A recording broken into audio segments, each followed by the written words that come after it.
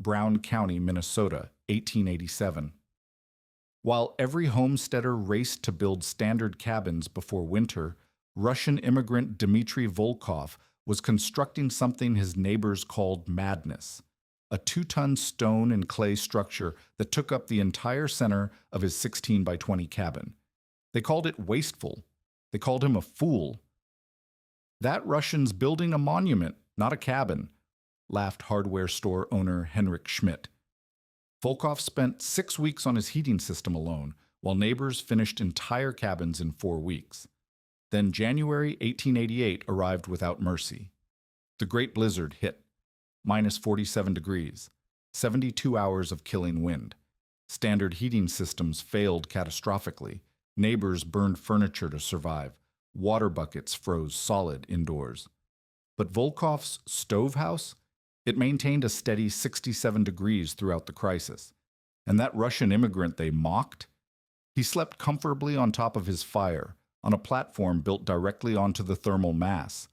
What did he understand about heat, survival, and thermal dynamics that an entire frontier community missed? If you value stories of practical wisdom that stood the test of time, make sure to subscribe. We've got more documented accounts worth remembering. Dmitry Volkov stepped off the westbound train at New Ulm on April 15, 1887, carrying 2 leather satchels and a rolled bundle of papers that would change how an entire Minnesota county thought about winter survival. At 34, the Arkhangelsk-born immigrant possessed something his new neighbors lacked: 3 generations of knowledge about heating systems designed for temperatures that regularly dropped below minus 40 degrees Fahrenheit. His grandfather had been a master mason who built heating systems for Orthodox monasteries across northern Russia, structures that needed to keep dozens of monks warm through 8-month winters using minimal fuel.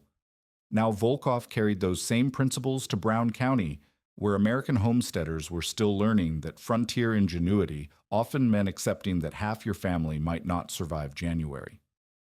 The 160-acre claim Volkov purchased for $200 sat along the Cottonwood River, bordered by German Lutheran families who had arrived during the previous decade. These were experienced homesteaders who understood Minnesota winters, men who had survived the grasshopper plagues of the 70s, and knew how to split wood, chink walls, and bank snow against foundations. When they saw Volkov's building plans that spring, they assumed the Russians simply didn't understand American construction methods. Henrik Schmidt, who operated the county's primary hardware store, examined Volkov's sketches with the confidence of a man who had sold heating supplies to 300 homesteading families. The drawings showed a masonry structure 8 feet long, 6 feet wide, and 7 feet tall, positioned in the exact center of a 16 by 20 cabin. "This makes no sense," Schmidt declared to the assembled Germans at Sunday service. "He's putting a 2-ton stove inside a tiny house. Where do you put furniture? Where do you cook? Where do the children sleep?" The hardware merchant calculated that Volkov's design would require 4,000 fire bricks, 200 pounds of specialized clay mortar, and a massive chimney system with internal heat exchange channels, materials that would cost $47 compared to $8 for a standard corner fireplace. Lars Andersen, the Norwegian carpenter who had built 12 cabins across the township, studied the plans with professional skepticism. Andersen understood Scandinavian building techniques, had successfully adapted Norwegian chinking methods to Minnesota conditions, and knew how to construct corner fireplaces that drew properly and heated efficiently. Volkov's design violated every principle of frontier architecture Andersen had learned during 15 years of American homesteading. "Look at this," he told his wife while pointing to the sketches. "The man wants to build a sleeping platform directly on top of the fire chamber. He'll roast his family alive, assuming the whole structure doesn't collapse and crush them first." But Volkov proceeded with methodical precision that demonstrated deeper knowledge than his neighbors suspected. He began by digging a foundation that extended 4 feet below ground level, creating thermal mass contact with earth that maintained constant 50-degree temperatures year-round. The base used massive limestone blocks quarried from outcroppings along the Minnesota River, each stone hand-selected for thermal retention properties. Above this foundation, Volkov constructed his fire chamber using techniques his grandfather had perfected in Russian monastery construction, refractory clay mixed with sand and chopped straw, forming walls that could withstand temperatures exceeding 1800 degrees Fahrenheit while channeling heat through carefully designed passages. The internal architecture revealed sophisticated understanding of thermal dynamics that frontier builders had never encountered. Heat from the combustion chamber traveled through a serpentine system of internal flues before reaching the chimney, extracting maximum energy from every piece of burning wood. The thermal mass absorbed this heat during the intense hot fire, then released it gradually through radiation and conduction over the following 24 hours. On top of this entire system, Volkov constructed his polati, a sleeping platform 6 feet long and 3 feet wide where family members would sleep directly on the warm masonry surface. While Volkov spent 6 weeks constructing his heating system, his neighbors completed entire cabins in 4 weeks using conventional methods. Anderson finished a comfortable 16 by 20 structure with corner fireplace, proper chinking, and a cast iron cooking stove for total material costs of $32. The Schmidt family built their cabin in 3 weeks, utilizing pre-cut lumber and standard American construction techniques that had proven successful across the expanding frontier. By late summer, every homesteader except Volkov had completed their winter shelter and begun stockpiling the 12 to 15 cords of firewood that Minnesota experience had taught them they would need. Volkov's fuel preparation strategy intensified community skepticism. Instead of cutting massive logs like his neighbors, he split only small pieces of dry hardwood, stacking neat rows of kindling-sized fuel that totaled just 3 cords. "The Russian doesn't understand Minnesota winters," Schmidt observed while watching Volkov's methodical wood preparation. "He's got enough fuel for maybe 6 weeks. We'll be sharing our firewood with his frozen family by Christmas. Mark my words." Father Benedict Muller, the German-speaking Catholic priest who traveled between scattered frontier communities, possessed education enough to recognize engineering principles in Volkov's design. During his weekly visits that autumn, Muller observed the thermal mass construction with interest, noting similarities to heating systems he had encountered in European monasteries during his seminary training. But even Muller wondered whether theoretical knowledge would translate to practical survival when Minnesota's killing cold arrived with its usual merciless precision. By November, Volkov had completed his unusual cabin, and the entire structure demonstrated principles his neighbors found incomprehensible. The massive masonry heater occupied nearly 30% of the interior space, leaving room for only essential furniture arranged around the central thermal mass. The chimney system incorporated heat recovery channels that captured waste heat before venting, and the sleeping platform provided direct conductive heating that required no additional fuel during overnight hours. But to Brown County's experienced homesteaders, Volkov's stove house represented expensive, impractical construction that ignored proven American frontier methods. The first test would come with winter's arrival, when environmental reality would determine whether traditional Russian knowledge or proven American frontier wisdom would keep families alive through another Minnesota winter. October 12, 1887 brought Brown County's first killing frost, dropping temperatures from a comfortable 55 degrees to 18 degrees Fahrenheit in a single night.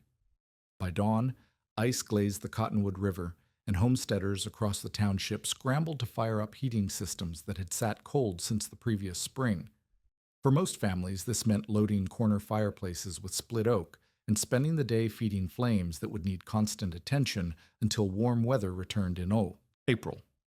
Lars Anderson lit his corner fireplace at 5 in the morning, using seasoned oak logs he had split during the previous summer. By noon, despite burning wood continuously for 7 hours, his cabin's interior temperature struggled to reach 50 degrees. The Anderson children huddled near the hearth wearing wool coats indoors, while Lars calculated that maintaining even this minimal warmth would require burning through nearly half a cord of wood per week. Across the township, similar scenes played out as German Lutheran families discovered that their corner fireplaces and cast iron stoves, adequate for milder autumn weather, demanded constant feeding and attention to combat Minnesota's sudden temperature drop. Henrik Schmidt's hardware store became an emergency gathering point as homesteaders rushed to purchase additional stovepipes, fire bricks, and seasoned wood to supplement inadequate heating systems. Schmidt himself struggled with a large cast iron stove that heated his store's front section, but left the back rooms so cold that merchandise began showing condensation damage. "This is just October," he muttered while stoking his stove for the fourth time before noon. "Wait until January when it hits -30. We'll see how that Russian's monument performs when real cold arrives." But inside Volkov's cabin, a different thermal reality demonstrated principles his neighbors had never experienced. At dawn, Anna Volkov lit a single fire using small pieces of split hardwood, burning hot and fast for exactly 2 hours until the wood burned completely to ash. The fire chamber reached 1800 degrees Fahrenheit during this intense burn, heating the massive thermal mass that formed the core of their heating system. By 8 in the morning, no flames remained visible, yet the cabin's interior temperature measured a steady 68 degrees on Henrik Schmidt's own mercury thermometer, borrowed specifically to verify what seemed impossible. The thermal mass principles that Volkov's grandfather had perfected in Arkhangelsk province now demonstrated their effectiveness in Minnesota conditions. The 2-ton masonry structure absorbed heat energy during the morning's intense burn, storing this thermal energy within the stone and clay matrix like a massive battery. Throughout the day, as outdoor temperatures remained below freezing, the thermal mass released stored heat through radiation and conduction, maintaining comfortable interior temperatures without additional fuel. While his neighbors fed fires continuously, Volkov's system operated on stored energy, converting wood to heat with efficiency that conventional frontier heating could not match. The most startling discovery came that evening when Father Muller made his weekly rounds and found the Volkov family preparing for sleep. Instead of arranging beds near the fireplace like conventional frontier families, Dmitri and Anna climbed onto the polati, the sleeping platform built directly on top of the thermal mass. "My God," Muller whispered in German, watching the family settle onto what appeared to be the surface of their heating system. "They're sleeping on top of the fire chamber itself." Word of this sleeping arrangement spread through the German Lutheran community within days, generating a mixture of fascination and horror. "The man will roast his family alive," declared Anderson, who had observed chimney fires hot enough to crack cast iron. "No human being can sleep on a surface connected to an 1800-degree fire chamber." But when Muller returned with his thermometer to investigate, careful measurements revealed the sophisticated engineering behind Volkov's design. The sleeping platform's surface maintained a steady 70 degrees Fahrenheit, warm enough to provide comfortable sleep without blankets, yet cool enough to touch safely with bare skin. The thermal pathway explained this apparent contradiction through principles of heat transfer that frontier builders had never encountered. Heat from the combustion chamber traveled through serpentine passages within the masonry, cooling and moderating as it moved through thermal mass before reaching the sleeping surface.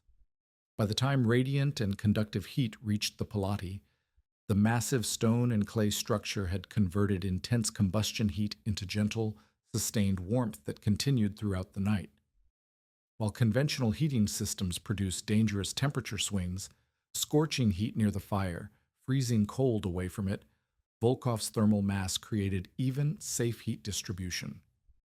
Fuel consumption measurements during October's cold snap provided quantifiable evidence of superior efficiency. Volkov burned approximately 1/4 cord of wood during the month's cold weather, using only morning fires that lasted 2 hours each day. His neighbors, maintaining continuous fires in corner fireplaces and cast iron stoves, consumed nearly 2 full cords during the same period while achieving inferior comfort levels. The Anderson cabin fluctuated between 45 and 65 degrees depending on fire management, requiring family members to dress in winter clothing indoors and gather around the hearth for warmth. Indoor comfort measurements documented the practical superiority of thermal mass heating over conventional frontier methods. Volkov's cabin maintained steady temperatures between 65 and 70 degrees throughout October's cold weather, warm enough for normal indoor activities and comfortable sleep. Neighbors experienced temperature swings that made daily life difficult, scorching heat immediately around their fires, drafty cold in distant corners, and overnight cooling that required banking fires or accepting frigid bedrooms. This early demonstration generated grudging curiosity mixed with continued skepticism throughout Brown County's homesteading community. It works now, Schmidt acknowledged while examining the steady temperatures in Volkov's cabin. But wait for real winter. Wait for January when it hits -40 and stays there for weeks. That's when we'll see if his monument can handle Minnesota's killing cold. The hardware merchant remained confident that extreme temperatures would overwhelm any heating system, regardless of thermal mass or engineering principles. On October 30th, Schmidt formalized his skepticism with a public wager. $10 says the Russian won't survive January without burning his house down or begging for shelter, he announced at Sunday service.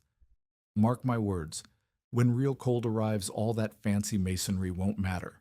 He'll discover why we build heating systems the American way. January 10th, 1888 arrived with deceptive calm across Brown County, temperatures holding steady near 20 degrees under overcast skies that promised nothing more threatening than typical Minnesota winter weather. By evening, barometric pressure began dropping with unusual speed, and old-timers among the German settlers noticed their joints aching with the intensity that preceded the worst storms. At 11 o'clock that night, the wind began howling from the northwest, and by dawn on January 11th, Brown County found itself in the grip of what meteorological records would later document as one of the most severe blizzards in Minnesota territorial history. Temperature readings plummeted from 20 degrees to -47 degrees Fahrenheit in less than 18 hours, accompanied by sustained winds exceeding 40 miles per hour that drove snow horizontally across the prairie with force that made outdoor travel impossible. The blizzard continued without pause for 72 hours, depositing 3 feet of snow while wind chills reached levels that could freeze exposed human flesh in minutes. When the storm finally passed on January 14th, it left behind 2 weeks of sustained sub-zero temperatures that would test every heating system across the township. Lars Anderson's corner fireplace, which had struggled during October's mild cold snap, proved completely inadequate against January's killing temperatures. By the second day of the blizzard, despite burning wood continuously and maintaining fires throughout the night, interior temperatures in the Anderson cabin dropped to 38 degrees. Ice formed on interior walls 3 feet from the fireplace, and water buckets froze solid despite being positioned near the hearth. On the third day, with his seasoned firewood depleted and outdoor conditions preventing travel to his woodpile, Anderson began burning furniture, first chairs, then his dining table, finally sections of interior wallboarding in desperate attempts to maintain life-sustaining heat. The crisis extended beyond individual families to threaten the entire community's survival infrastructure. Henrik Schmidt's cast-iron stove, overwhelmed by demands for continuous high heat output, developed stress fractures on January 13th that rendered it unsafe for operation. With his store's heating system compromised, temperatures inside the building dropped below freezing, damaging inventory and forcing Schmidt to relocate his family to the back room of the Lutheran church, which offered marginally better heating through its larger wood-burning stove. Across the township, 8 of 12 neighboring families faced similar catastrophic heating failures, forcing them either to abandon their claims temporarily or endure conditions that threatened survival.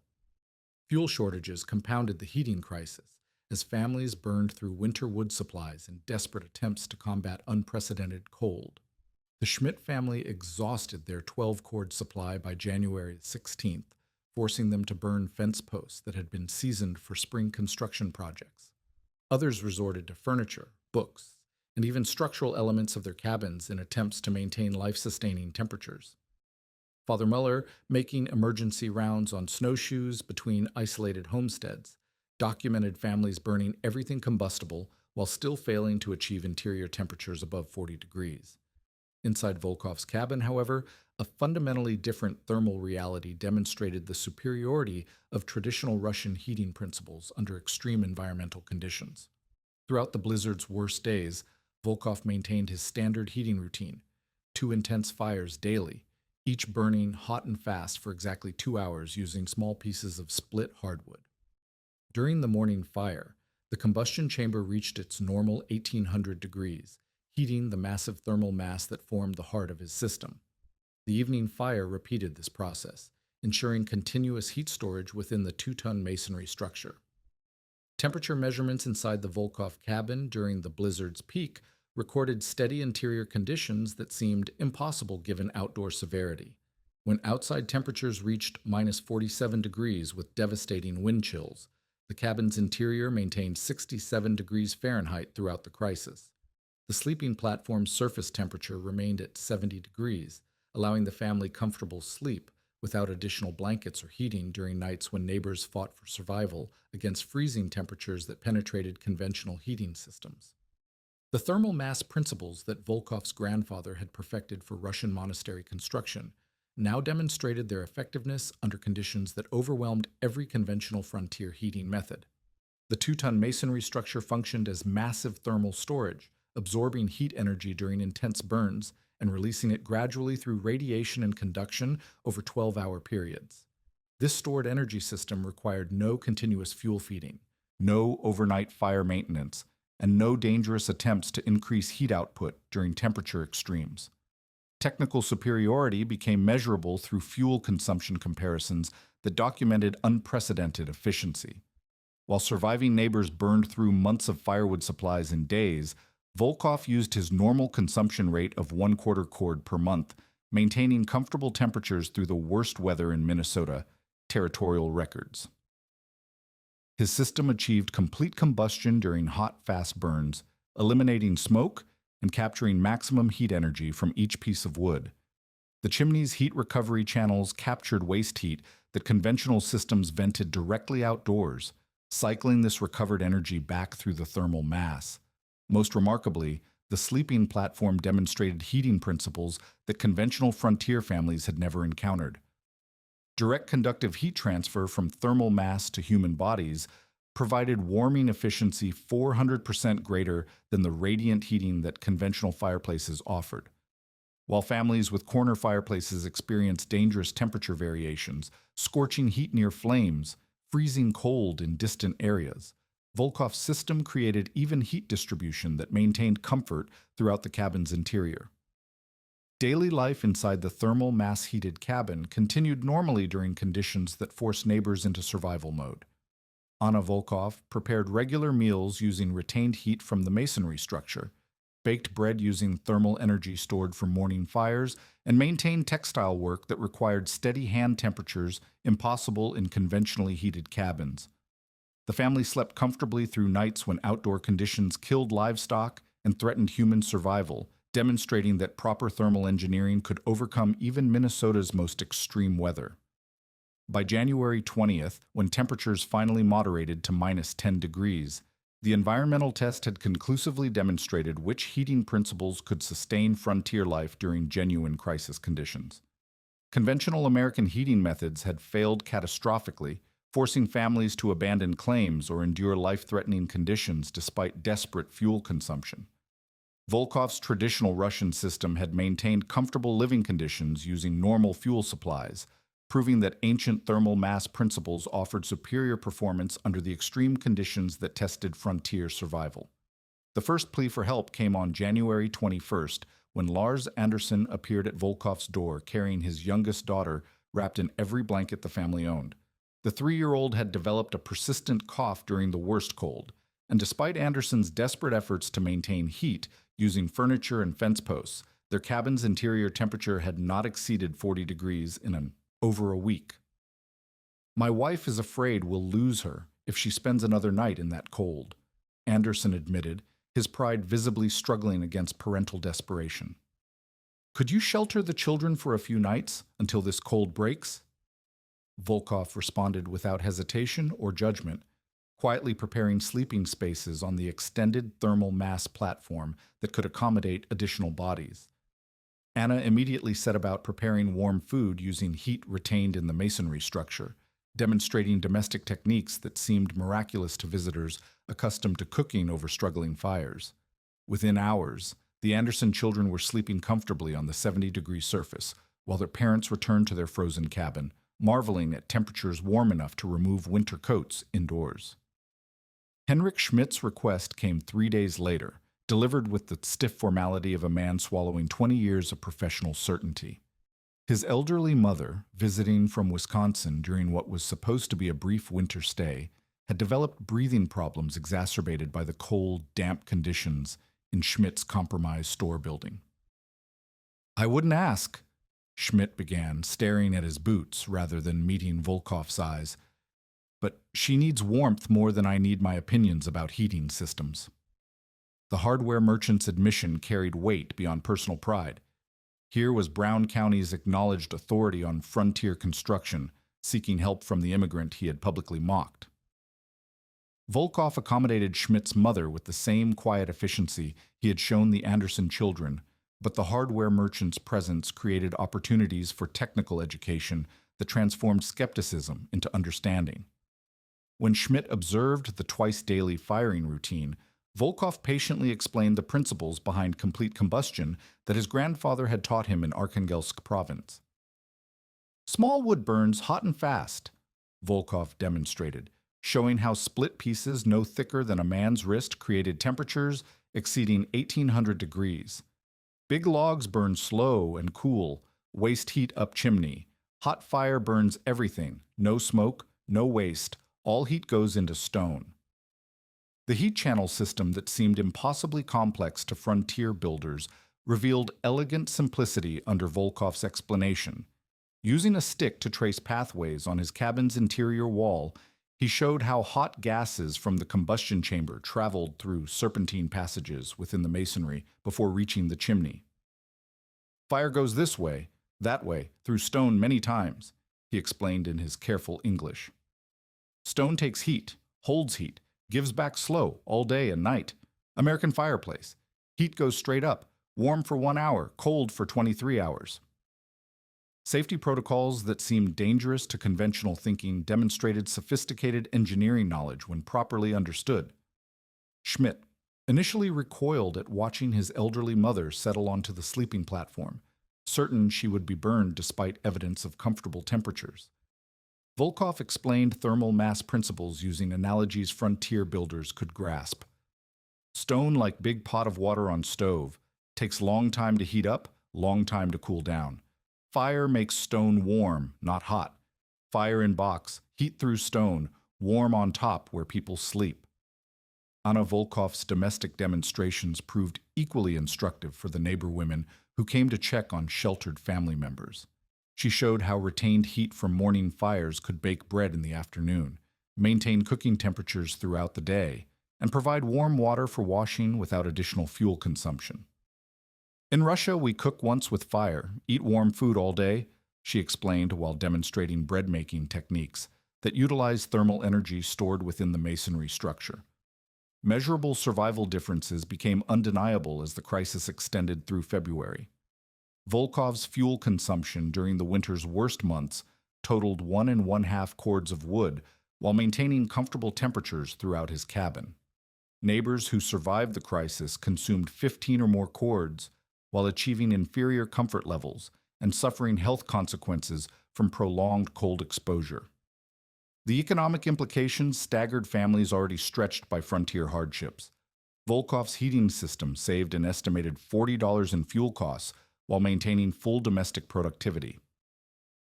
Health outcomes provided the most compelling evidence of thermal mass heating superiority.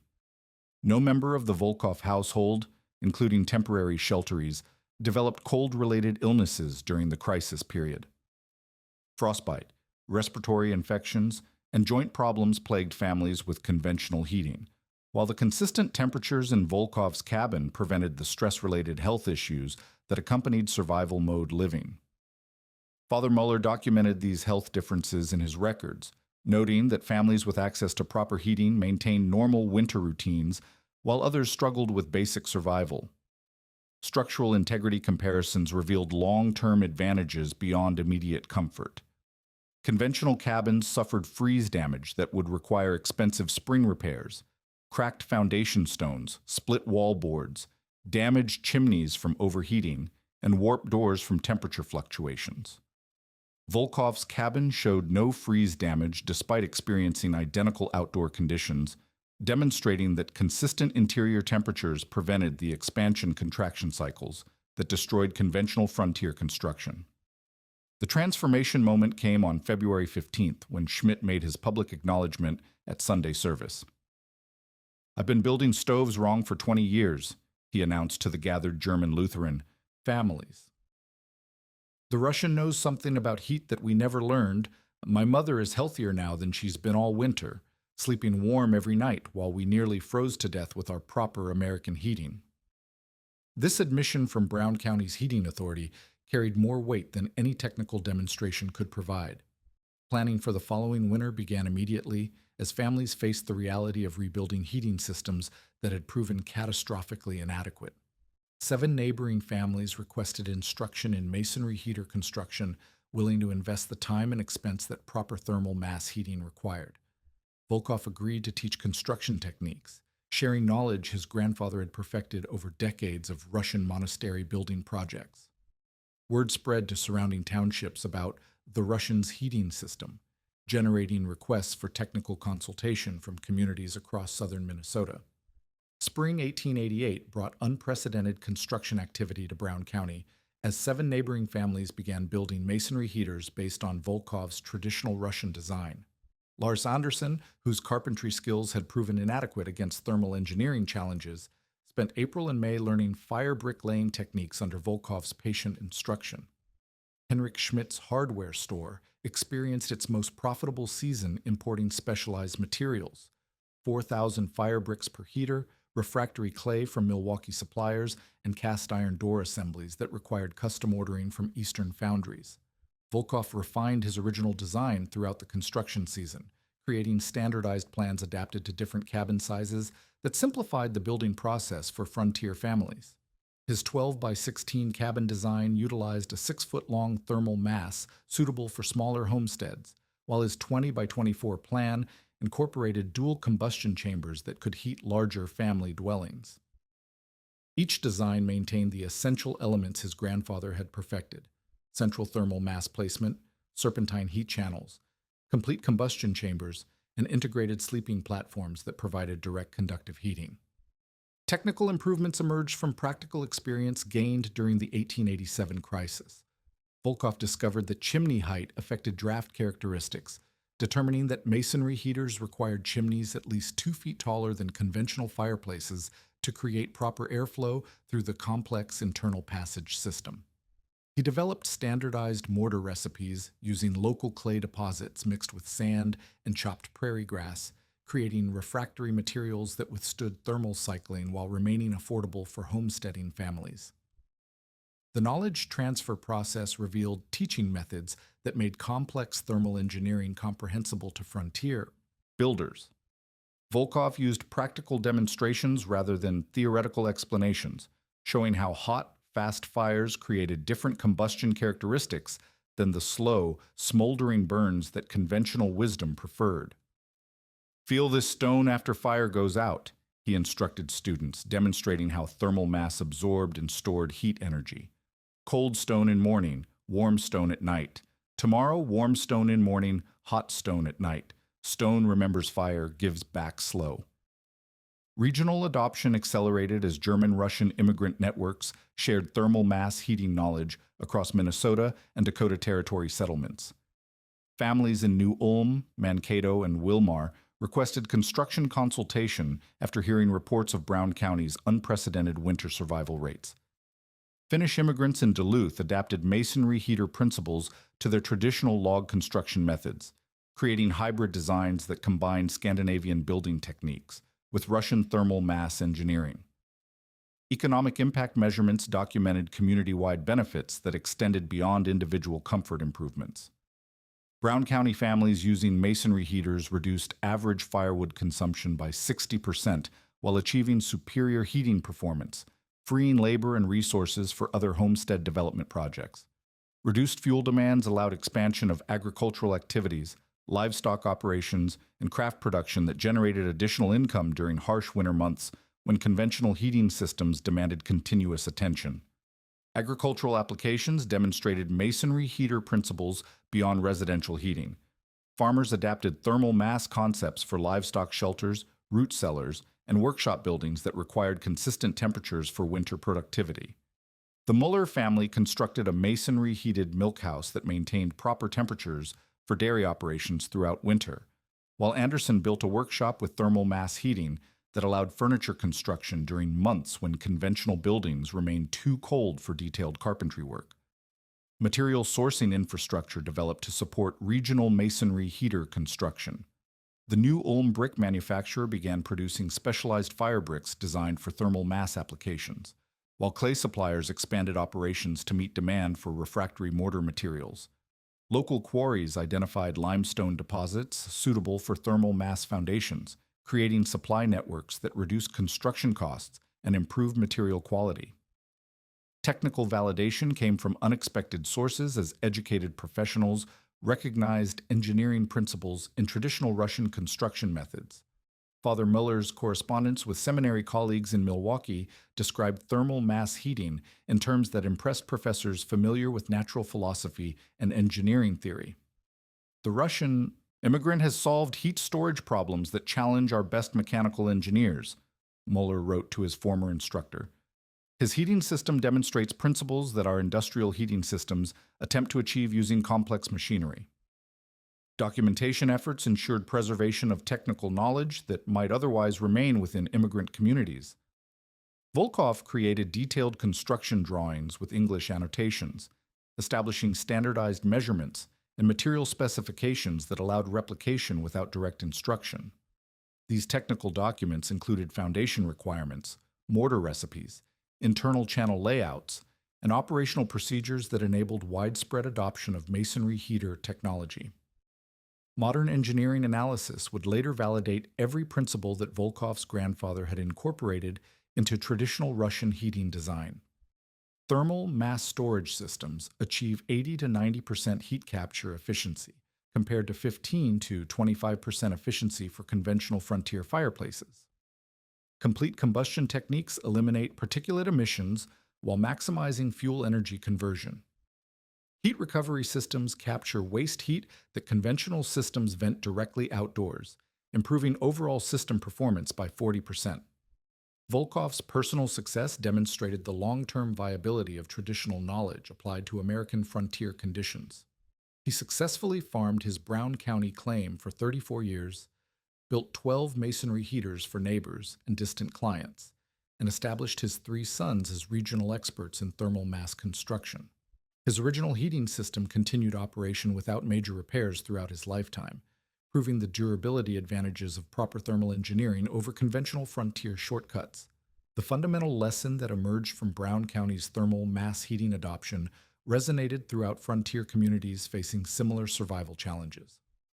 Build once for 100 winters, not 100 times for one winter, became Volkov's philosophy, emphasizing initial investment in superior engineering over repeated repairs and replacements that conventional methods required. Traditional knowledge proved superior to modern frontier shortcuts when environmental reality tested both approaches under identical conditions. By 1920, masonry heater construction had spread throughout German-Russian immigrant communities across the upper Midwest, creating heating infrastructure that supported successful agricultural settlement in regions where conventional methods had previously failed. Volkov's original cabin remained occupied and operational, its thermal mass heating system still providing efficient, comfortable warmth using principles his grandfather had perfected in monasteries across northern Russia 3 generations earlier.